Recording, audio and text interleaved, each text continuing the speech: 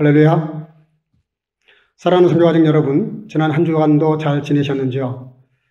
이번 코로나19 사태로 인해서 지난주에 이어서 오늘도 두 번째로 가족 영상 주일 대예배를 드립니다. 성전에서 예배하듯이 똑같은 마음으로 예배해 주시기를 바라고 끝까지 경건한 자세를 유지해 주시기를 당부드립니다. 오늘 함께 주일 예배에 초대된 선교가족 여러분 모두를 성부, 성자, 성령 이름으로 진심으로 환영하고 축복합니다. 다 같이 신앙고백 드리심으로 주일 예배 시작하겠습니다. 전능하사 천지를 만드신 하나님 아버지를 내가 믿사오며 그 외아들 우리 주 예수 그리스도를 믿사오니 이는 성령으로 잉태하사 동정녀 마리아에게 나시고 본디오 빌라도에게 고난을 받으사 십자가에 못 박혀 죽으시고 장사한 지 사흘 만에 죽은 자 가운데서 다시 살아나시며 하늘에 오르사 전능하신 하나님 우편에 앉아 계시다가 저로서 산자와 죽은 자를 심판하려 오시리라. 성령을 믿사오며 거룩한 공예와 성도가 서로 교통하는 것과 죄를 사하여 주시는 것과 몸이 다시 사는 것과 영원히 사는 것을 믿사옵나이다. 아멘. 찬송가 23장을 다 같이 부르도록 하겠습니다.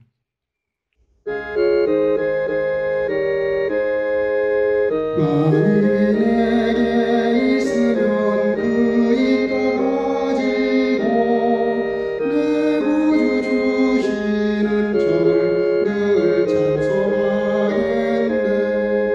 내 은혜로신 하나님 날 도와주시고 그 크신 영광 날 입혀 알게 하소서. 내 주의 귀한 이름이 날 위로하시고 이 귀의 음악 같으니 참 이롭게도다. 내 죄의 본색 깨뜨려 그 결박 푸시고 이 추한 마음을 비로소 고정케 하셨네.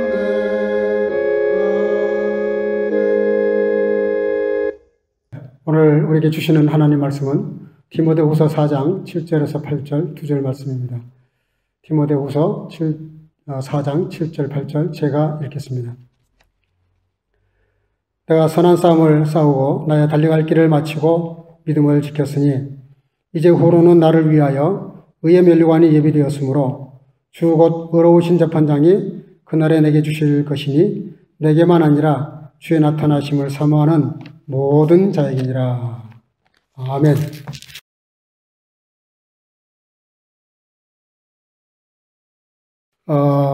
우리가 낙흐바 옆집에 가는 방법이 두 가지가 있죠.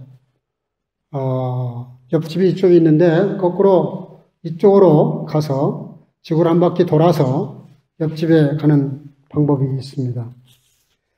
마찬가지로 우리가 하나님을 찾고 하나님을 만나는 길을 그런 식으로 하는 분들도 있는 것 같습니다. 하나님을 만나겠다고 책도 많이 읽어보고 사상도 접해보고 도를 좀 닦아도 보고 선한 일도 좀 해보고 이래저래 많은 수고들을 해봅니다. 그야말로 지구를 한 바퀴 도는 것처럼 온갖 방법으로 하나님을 만나려고 진리를 만나려고 애를 쓰지만 그러나 도중에 끝을 내고 못 만나는 것이죠. 못 가는 것이죠. 그런가 하면 바로 옆집에 가는 방법, 가장 쉬운 방법은 바로 건너가는 것입니다. 예, 바로 건너가면은 옆집이죠. 마찬가지로 우리 신앙생활도 그런 것 같습니다.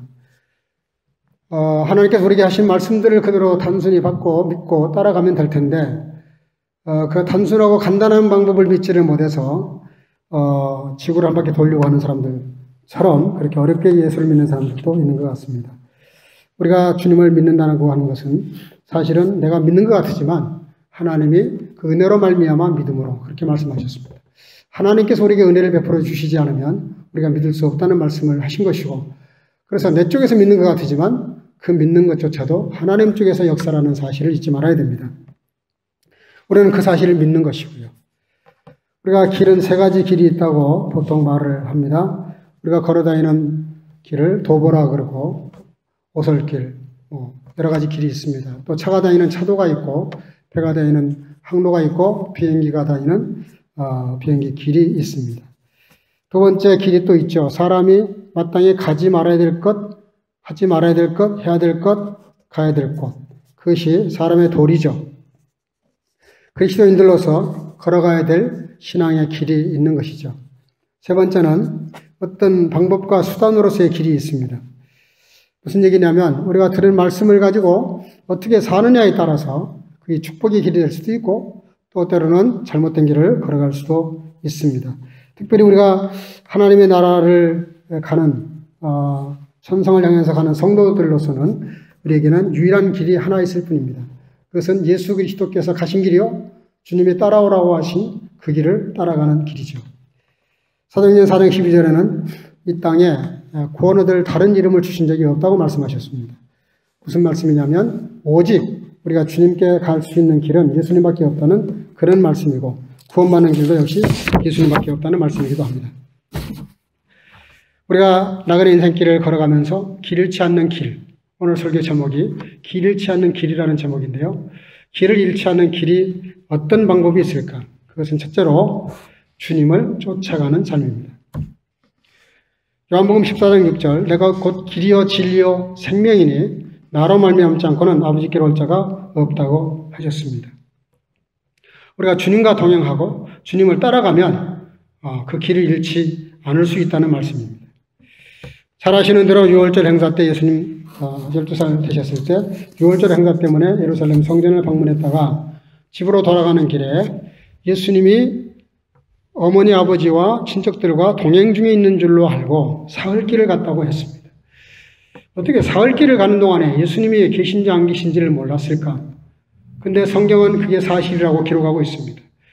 오늘날 저와 여러분들이 예수를 믿고 믿음 생활을 한다 그러지만 형식만 있을 뿐이지 진정성이 떨어진, 진정성이 없는 내가 예수를 믿겠거니, 말씀대로 살고 있겠거니 하는 그런 착각에 빠진 삶을 우리에게 지적하는 말씀이죠. 사흘길을 간 다음에서야 예수님의 동행 중에 있지 않은 것을 알고 다시 오던 길을 돌아가서 그래서 성전에서 예수님을 만났다고 했습니다. 그리고 예수님께서 물었을 때 내가 아버지 집에 있어야 될 줄 모르셨습니까? 라고 어머니께 말씀을 드렸습니다. 무슨 얘기입니까? 우리가 예수를 믿으면서 마땅히 해야 될 길, 마땅히 알아야 될 것들을 모르고 있다는 것이죠. 마땅히 믿을 것들을 믿고 있지 않다는 말씀이시죠. 우리가 인생의 길을 가는 동안에 길을 찾는 유일한 방법은 예수님을 쫓아가는 것이고 예수님이 하신 대로 따라가는 것입니다. 어떤 아버지가 아들이 토마토를 먹고 있는데 가만히 보니까 아이가 토마토를 먹으면서 토마토 케첩에다가 토마토를 찍어 먹습니다. 하도 희한해가지고 한마디 참견을 합니다. 야, 이 녀석아, 토마토를 먹으면서 무슨 토마토 케첩에다 또 그걸 찍어 먹냐? 그랬더니 아들이 하는 말이 아버지 왜 그러세요? 제가 아버지한테 배운 건데요. 내가 언제 너한테 그런 걸 가르쳤냐? 왜 아버지가 지난번에 식사하실 때마다 그러잖아요. 고추를 드시면서 고추장에다 고추를 찍어 드시잖아요. 나 아버지 하는 거 보고 배웠어요. 그러더래요. 맞습니다. 부전자전이죠. 무슨 말을 했냐가 중요한 것이 아니라 하는 행동을 따라하는 것이죠. 우리가 예수님이 이 땅에 계시는 동안에 살아가셨던 그 삶의 발자취를 더듬어서 따라가는 인생을 사는 것, 주님을 쫓아가는 인생을 사는 것, 그런 인생을 사는 사람들은 절대로 길을 잃지 않을 수 있다는 말씀입니다.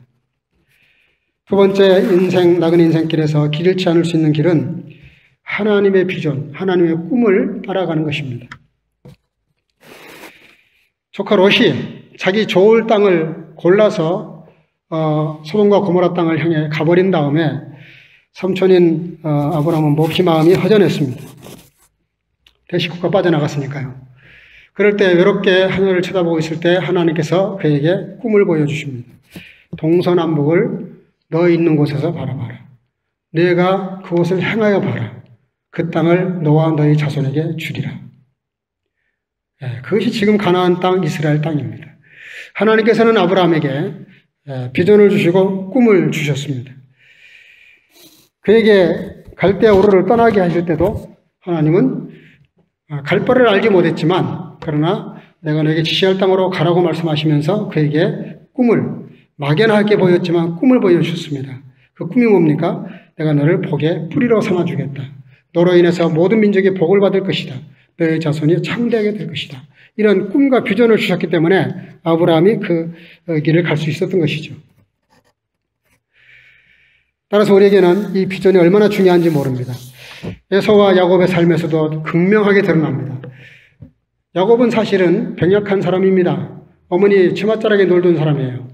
그리고 정말 남자답고 우람하고 능력 있던 사람은 에서입니다. 근데 왜 에서가 나락으로 떨어지고 야곱이 하나님의 축복권을 거머쥐게 됩니까? 그는 뱃속에서부터 꿈을 가졌어요. 하나님의 그의 마음에 꿈을 주셨습니다. 장자가 되는 꿈. 그거 하나 때문에 일생을 바칩니다. 올인을 한 거죠. 그래서 결국은 에서보다 훨씬 더 약한 존재지만 형보다 훨씬 더 훌륭한 인생을 살았고 이스라엘 12지파의 뿌리가 되었고 조상이 됩니다. 우리가 잘 아는 대로 꿈하면은 빼놓을 수 없는 사람이 있죠. 요셉입니다. 요셉은 얼마나 꿈을 많이 꿨는지, 얼마나 꿈 얘기를 많이 하고 다녔는지, 얼마나 꿈 때문에 이런저런 일들이 많았었는지 그를 볼 때마다 꿈쟁이가 온다. 저기 꿈쟁이 좀 봐라. 이러고 형제들뿐만 아니라 주변 사람들이 놀렸다고 했습니다. 그에게 주신 꿈이 뭡니까? 그는 잘 때마다 꿈을 꾸는데 11볕 집단이 자기를 향해서 절을 하는 꿈. 해와 별과 이게 뭡니까? 아버지, 어머니조차도 그리고 11별들이 자기 형제들이 자기에게 절하는 꿈을 꿉니다. 그런 꿈을 꿨으면 가만히나 있을 것이지 그걸 괜히 자랑하고 다닙니다. 나중에는 아버지 귀에까지 들어가요. 아버지가 책망을 합니다. 형들이 그를 미워하고 시기하게 됩니다. 그것으로 인해서 얼마나 그가 고난을 많이 겪는지 모릅니다. 그러나 중요한 것은 그가 그런 꿈을 가졌기 때문에 그의 인생을 성공적으로 이끌어갈 수 있었던 것이죠. 그 내용을 시편 105편 17절에서 19절까지는 이렇게 기록하고 있습니다. 한 사람을 앞서 보내셨으며 요셉이 종으로 팔려도다. 그 발이 착고에 상하여 그 몸이 쇠사슬에 매였으니 그건 여호와의 말씀이 응할 때까지니라. 이게 무슨 얘기입니까? 여호와의 말씀이 응할 때까지 요셉의 삶을 붙잡아 주셨다는 겁니다. 여호와의 말씀이 뭡니까? 그에게 주신 꿈입니다. 그 꿈 때문에, 그 환상 때문에 그는 거기에 사로잡혀서 어떤 상황에서도 꿈을 잃지 아니하고 꿈을 따라 살아갔더니 하나님께서 결국은 이집트의 총리가 되게 하셔서 이집트도 구하고 이스라엘 나라도 구하고 가족도 구하는 위대한 인생을 살게 된 것이죠. 길 잃지 않는 길은 하나님의 꿈을 가지고 사는 것입니다. 세 번째는 나그네 인생길에서 길 잃지 않는 세 번째 길은 하나님의 말씀을 쫓아가는 삶입니다. 시편 119편 주의 말씀은 내 발의 등이요 빛이라 그러셨습니다. 창세기 12장 4절 아브라함은 그 말씀을 쫓아갔고 요한복음 14장 6절 나는 길이요 진리요 생명이니 그렇게 말씀하십니다. 무슨 말씀입니까? 하나님의 말씀을 따라가면 발의 등이라는 거예요. 말씀이. 내 앞길이 나의 장래가 밝다는 것이죠.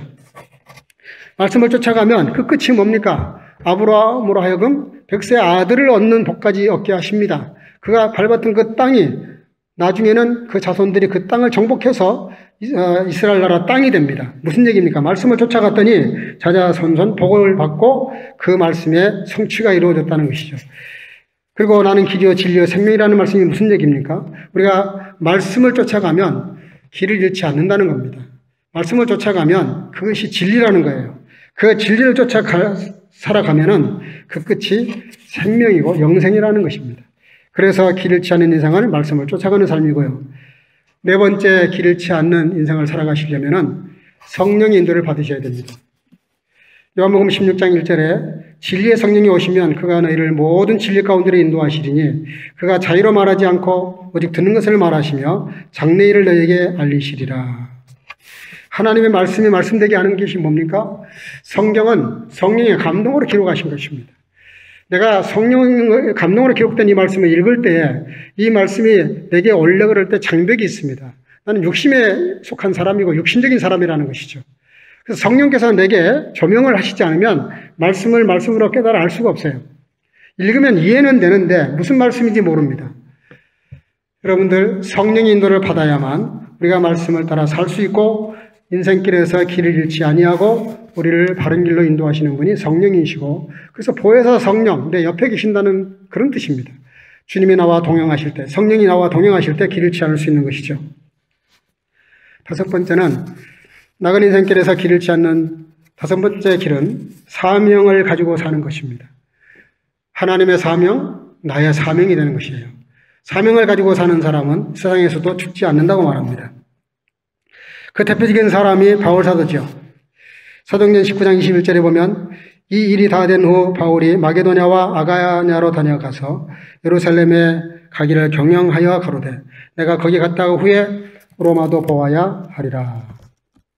로마서 1장 15절 그러므로 나는 할 수 있는 대로 로마에 있는 너에게도 복음 전하기를 원하노라.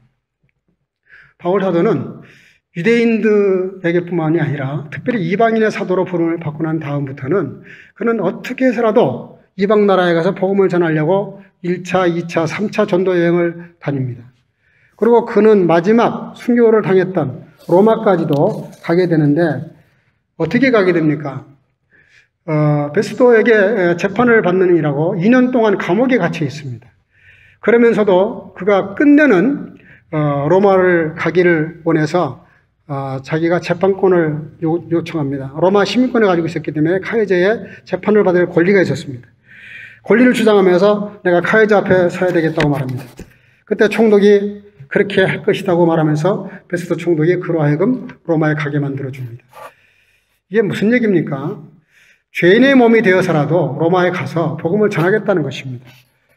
우리는 복음을 전하면 상을 주고 도와주고 후원하고 격려하고 기도해 준다고 해도 복음 전하는 일에 얼마나 게을리합니까? 그러나 바울 사도는 복음을 전하는 수만 있다면 죄인의 몸이 되어서라도 전하겠다는 것이죠. 그는 끝내 유라굴라 광풍을 만나서 죽을 고비를 넘겨가면서까지 그는 끝내 로마에 이르렀고 로마에서 복음을 전하게 됩니다. 그래서 필립보서 1장 12절에 이렇게 기록합니다. 나의 당한 일이 도리어 복음의 진보가 된 줄을 너희가 알기를 원하노라. 그는 힘들고 어려운 상황이 오히려 자기에게는 진보가 됐다고 말합니다. 무슨 얘기입니까? 그가 그냥 로마를 가려고 했으면 자기 동족, 복음을 싫어하고 미워하는 유대인들에 의해서 암살을 당할 수도 있는 기회가 여러 번 있었습니다.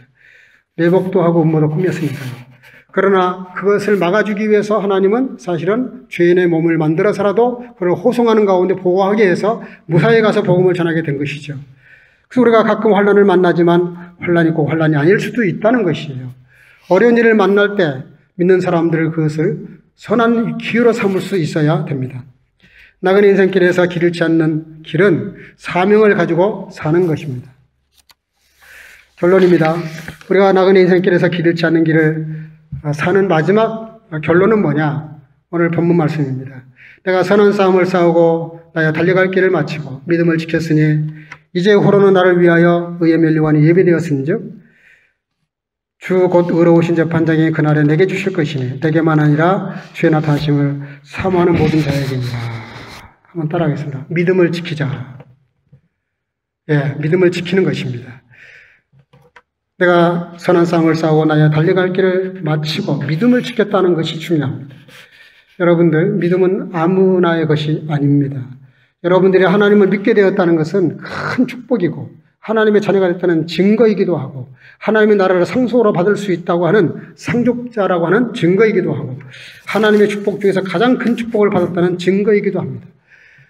그래서 우리가 이 믿음, 나로 하여금 하나님을 믿게 하신, 예수 그리스도를 믿게 하신, 진리의 말씀을 받아들여서 신뢰하게 하신 이 믿음을 잃지 않도록 이 환난의 시기에, 이 환난에 우리의 눈이 돌아갈 것이 아니라 조심해야 되겠지만 정말 우리들의 마음은 주님을 향해야 되는 것이고 우리의 믿음을 지키기 위해서 더 말씀을 가까이 하셔야 되는 것이고 더 많이 엎드려야 되는 것이고 그래서 우리의 믿음을 지키는 것이 너무나 중요합니다. 이렇게 믿음을 지킬 때 하나님은 우리의 인생의 길에서 길 잃지 않게 하신다는 것입니다. 결론적으로 나가는 인생길에서 길 잃지 않는 길은 우리가 주님을 쫓아가는 것입니다. 닮아가는 것입니다. 하나님이 주신 비전을 나의 비전으로 알고 하나님의 비전을 가지고 사는 것입니다. 말씀을 쫓아가는 삶을 사는 것입니다. 진리를 따라 사는 것입니다. 성령의 이끌림을 받으려고 할 때 거침없이 성령의 이끌림을 받는 것입니다. 그리고 하나님의 사명, 나의 사명으로 알고 사명으로 사는 것입니다. 그리고 이 모든 것들은 믿음으로, 오직 믿음으로 이런 삶을 살 때 우리의 삶을 승리로 이끌어 주실 것입니다. 다 같이 기도하겠습니다. 사랑과 은혜가 충만하신 아버지 하나님, 오늘도 우리에게 주신 말씀을 기억하면서 아버지 하나님, 참으로 바울 사도처럼 믿음을 지켰다고 말씀을 했습니다. 우리가 어려운 시대를 살아가고 있지만 주님 바라보고 아버지 하나님의 비전을 가지고 말씀을 쫓아가면서 성령의 이끌림을 받아가면서 하나님이 내게 주신 사명과 은사와 달란트를 활용해서 주신 꿈들을 이루어가는 삶들을 통해서 사명을 위해서 살아가는 동안에 우리가 길 잃지 않게 도와주시고 특별히 믿음을 잃지 않도록 믿음이 약해지지 않도록 은혜 베풀어 주시기를 간절히 소원하고 예수님 이름으로 기도하옵나이다. 아멘. 주신 말씀 생각하면서 준비하신 헌금을 하겠습니다.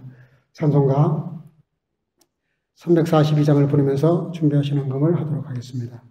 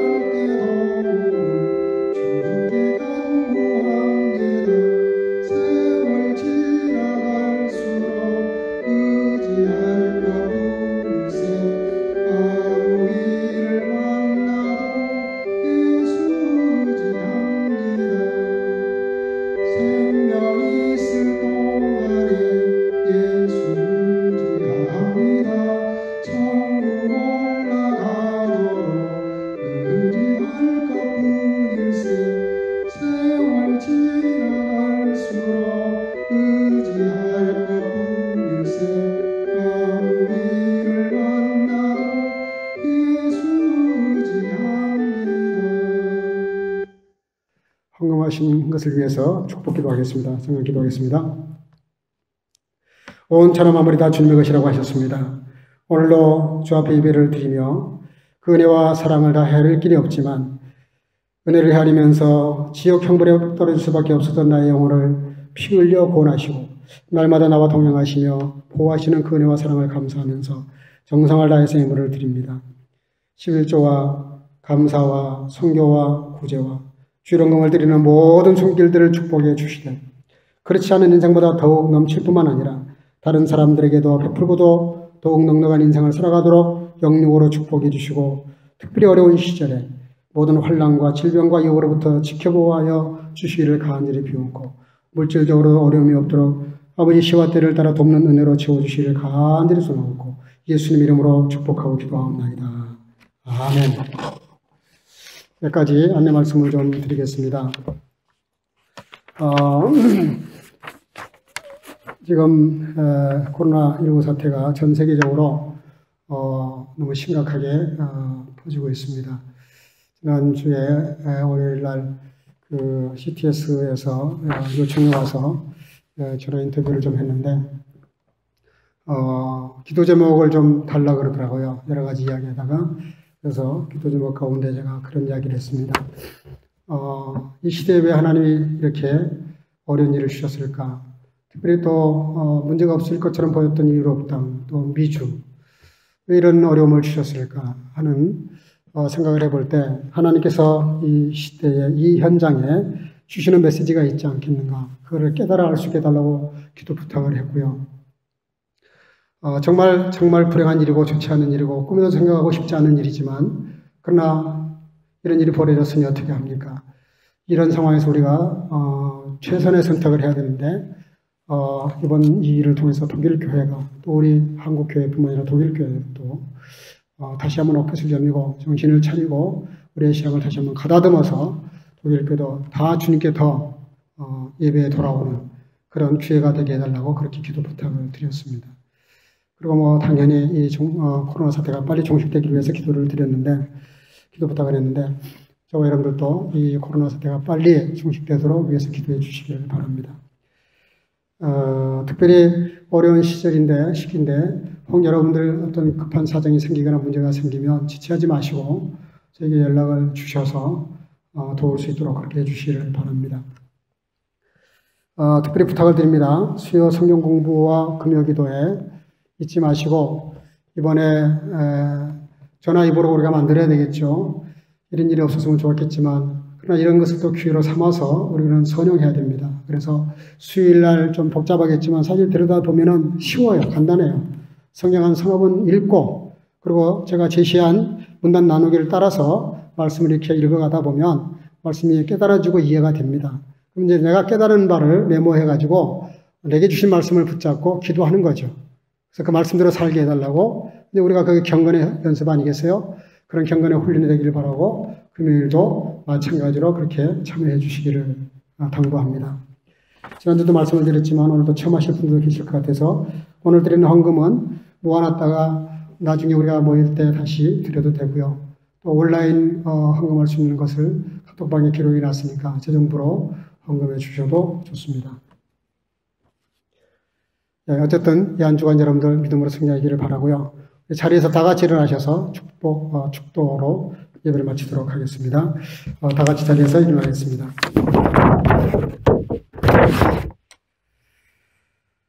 이제는 우리 주 예수 그리스도 나오신 은혜와 독생성자를 내어 주시기까지 우리를 지금도 사랑하시는 하나님 아버지 극진하신 사랑하심과 주의 자녀들의 삶과 안녕과 진리와 은혜의 길로 인도하시기를 기뻐하시는 성령의 교통으로 충만케 하시니 오늘은 나를 위한 주님의 고난의 의미를 깊이 헤아리며 주님을 따라가면서 길 잃지 않는 삶이 무엇인지를 깨닫고 그 십자가 사랑을 어떻게 하지 않을 뿐만 아니라 우리도 주님의 삶을 따라 그리스도인의 삶을 충실하게 살아가기를 마음속에 결단하는 온 성교 가족과 예배에 함께 동참한 모든 주의 자녀들 머리머리마다 이제로부터 영원토록 함께 있을지어다.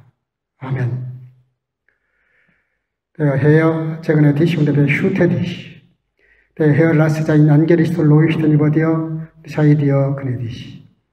Der Herr hebe sein Angesicht über dich und gebe dir Frieden. Die Gnade unseres Herrn Jesus Christus und die Liebe Gottes und die Gemeinschaft des Heiligen Geistes sei mit euch allen. 아멘. 예, 예배는 마쳤습니다. 한 주간도 주님과 동행하면서 승리하시기를 주의 이름으로 축복합니다. 할렐루야.